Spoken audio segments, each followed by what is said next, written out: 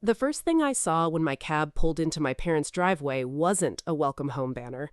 It was my younger brother's brand new pickup truck parked exactly where my old car used to sit.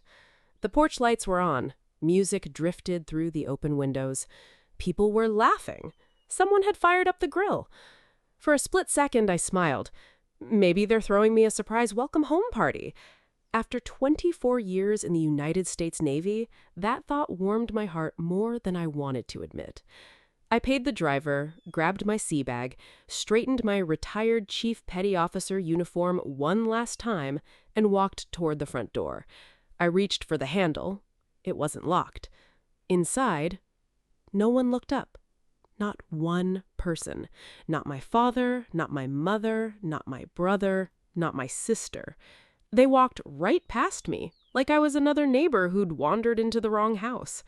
Then my brother looked over his shoulder. "Oh, hey, Claire." Just, "Hey, Claire." No hug, no smile, no welcome home. Nothing. And before I could even answer, someone knocked on the front door behind me. When my father opened it, he stood completely still. Outside stood a 4-star Navy Admiral in full dress whites. And everything changed. My name is Claire Morgan. I'm 48 years old. I served 24 years in the United States Navy, 3 overseas deployments, 2 humanitarian missions, 1 combat evacuation that still visits me in my dreams. I missed birthdays, Christmas mornings, Thanksgiving dinners, funerals, family reunions, not because I wanted to, because somebody had to stand watch. Growing up, my father always said one thing: country comes first. Funny how people change when it's they're the ones waiting. When I enlisted at 24, Dad shook my hand instead of hugging me. "Make us proud." Mom cried. My younger brother, Ryan, rolled his eyes. "So you're really going to spend your life taking orders?" I laughed. "Guess so." He shrugged. "I'll make more money staying home." Back then, I thought he was just being a cocky kid. Turns out, that attitude never changed. Retirement isn't what Hollywood makes it look like. There's no slow-motion walk into the sunset, no marching band, no magical moment where life suddenly becomes easy. One Friday afternoon, I handed over my security badge, signed the final paperwork, folded my uniform carefully into a garment bag. My commanding officer shook my hand. "You earned every stripe, Chief." I smiled. "Thank you, sir." Walking out of Naval Station Norfolk for the last time felt strange. I'd spent nearly half my life behind those gates. Now, I was just another retiree carrying a duffel bag. The drive to the airport felt longer than any deployment. For weeks, Mom had texted me, "Can't wait to have you home. Your room's ready. We'll finally have family dinners again." Dad even called, "Looking forward to seeing you." He wasn't exactly emotional, but that was Dad. Or so I thought. 3 weeks before retirement, I sent everyone my itinerary: flight number, arrival time, airport terminal, even screenshots. Ryan replied with one word: "Cool." Emily sent a thumbs up emoji. Mom wrote, "We'll be there." Simple enough. The plane landed exactly at 3:17 p.m. Passengers hugged waiting families. Children ran into their parents' arms. Veterans were greeted with applause. I stood there, watching. 5 minutes passed, 10, 20. The terminal slowly emptied. Nobody came. I checked my phone. No missed calls, no texts, no apologies. I called Mom, voicemail. Dad, no answer. Ryan, straight to voicemail. Emily, nothing. Finally, I sighed. Guess it's just me. I ordered a cab. The driver noticed my Navy garment bag. "You just retire?" "Today." He smiled. "Congratulations." Funny, a complete stranger remembered to say the words my own family forgot. As we pulled into the neighborhood, I noticed cars lining both sides of the street. Our house looked busy.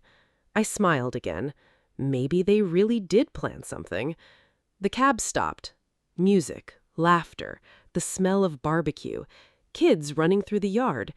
My heart lifted. I grabbed my bags, walked inside. No banners, no decorations, no Navy flags. Instead, a giant sign hung over the dining room. "Congratulations, Ryan!" Another read, "Welcome to your new home." I blinked. Ryan had finally bought a house. Apparently, they'd decided today was the perfect day to celebrate. The same day I'd come home after 24 years. Ryan walked over holding a beer. "Oh," he looked surprised. "You made it." I stared at him. "I made it?" "Yeah." He scratched his neck. "We kind of forgot what time your flight landed." Forgot. The word hit harder than I expected. Mom hurried over. "Oh, honey." She kissed my cheek quickly. "We're so glad you're here." Then she immediately turned back toward the kitchen. "Can someone help with the potato salad?" That was it. Dad walked over carrying burger buns. "You look good." "Thanks. You hungry?" "I guess." He nodded toward the backyard. "Grab a plate." No hug, no welcome home, no, "I'm proud of you." Just grab a plate. I found one empty lawn chair tucked behind the grill. Nobody asked about retirement. Nobody asked where I'd been stationed. Nobody asked how I was doing. Every conversation revolved around Ryan, his mortgage, his truck, his promotion, his plans. At one point, my aunt leaned over. "So, Claire, you still in the Navy?" Ryan laughed. "Nope. She's finally done." Then he raised his soda. Took her long enough. Everyone chuckled. I forced a smile. As the evening wore on, I realized something painful. My family hadn't forgotten the date by accident. They'd simply decided Ryan's celebration mattered more. Every photo they took, Ryan stood in the middle. Every toast, Ryan. Every speech, Ryan. I wasn't in a single picture, not one. I quietly walked inside to grab a glass of water. On the hallway table sat framed family photos, vacations, birthdays, Christmas, graduations. 24 years. Almost every picture had happened while I was deployed. I wasn't in any of them. It looked like I'd never existed. I stood there staring until I heard footsteps. Dad entered carrying empty plates. "Oh, there you are. I was just looking." He shrugged. "We'll take some pictures later." Would we? I wasn't so sure anymore. Around 6:30, my phone vibrated. Unknown number. I stepped onto the front porch. "Claire Morgan?" "Chief Morgan." "Speaking." "This is Lieutenant Harris from Naval Operations." "Yes, Lieutenant?" "Ma'am, we've arrived." I frowned. "I'm sorry, what?" "The Admiral insisted on delivering something personally." I looked toward the street. 3 black government SUVs had just turned the corner. Their headlights reflected across the neighborhood. Neighbors stopped talking. Children pointed. Even Ryan looked toward the road. Dad walked to the edge of the driveway, confused. The first SUV stopped. A uniformed officer stepped out. Then another. Finally, the rear passenger door opened. An elderly man in immaculate white dress uniform slowly climbed out. Rows of ribbons covered his chest. 4 silver stars gleamed on his shoulders. Every active duty sailor nearby immediately snapped to attention. My father whispered, "Who was that?" I felt my throat tighten, because I recognized him instantly. Admiral Richard Lawson, commander of the Atlantic Fleet, and he was walking directly toward our front door. The entire neighborhood went quiet. Even the kids chasing each other across the lawn stopped running. 3 black government SUVs sat in front of my parents' house. The doors opened in perfect sequence. Uniformed Navy officers stepped out first. Then the man everyone seemed afraid to breathe around. Admiral Richard Lawson. 4 stars. Perfect white dress uniform. The kind of presence that makes a crowd instinctively stand a little straighter. My father whispered under his breath, "My God." Ryan looked confused. "Who's that?" Nobody answered him. The Admiral wasn't looking at my father. He wasn't looking at Ryan. He wasn't interested in the barbecue. His eyes were locked on me. I immediately stood at attention. Old habits never really disappear. The Admiral stopped a few feet away. For one long second, neither of us said a word. Then he raised his right hand, a perfect military salute. I returned it automatically. The silence became almost painful. My mother stared in disbelief. My father blinked several times. Ryan laughed nervously. "Wait, he's saluting Claire?" The Admiral lowered his hand and smiled. "Chief Morgan, it is an honor to see you again." I nodded respectfully. "The honor is mine, Admiral." He extended his hand. Instead of a quick handshake, he clasped both of mine. "I promised your commanding officer I'd deliver this personally." Every eye in the yard was fixed on us. An officer standing behind the Admiral stepped forward carrying a polished wooden presentation case, dark walnut, Navy seal engraved in gold. The Admiral accepted it carefully. He turned toward everyone gathered. "I hope I'm not interrupting." Nobody answered. Dad quickly cleared his throat. "Sir, we were just having a family barbecue." The Admiral smiled politely. "I know. I intentionally waited until everyone was together." Those words made my stomach tighten. He wasn't here by accident. He wanted witnesses. He opened the case. Inside rested a beautifully framed citation. Alongside it, a medal I had never expected to receive. The Admiral looked directly at me. "Chief Claire Morgan, for extraordinary leadership during Operation Safe Harbor, you saved 23 American sailors and 14 civilians after an ammunition ship caught on fire." Gasps spread across the yard. Ryan slowly lowered his drink. Mom covered her mouth. Dad looked completely lost. The Admiral continued, "Despite suffering smoke inhalation and second-degree burns, you refused evacuation until every member of your crew was accounted for." My neighbors stared at me like they were seeing a different person, because they were. The Admiral looked around the backyard. "You know, people often thank officers, but it's chiefs like Claire who hold the Navy together." He smiled. "Her commanding officers recommended her for promotion 3 separate times. She turned each one down." Ryan frowned. "Why would anyone do that?" The Admiral answered without taking his eyes off me. "Because accepting those promotions would have transferred her away from the sailors who depended on her." He paused. "She chose people over rank." Nobody said anything.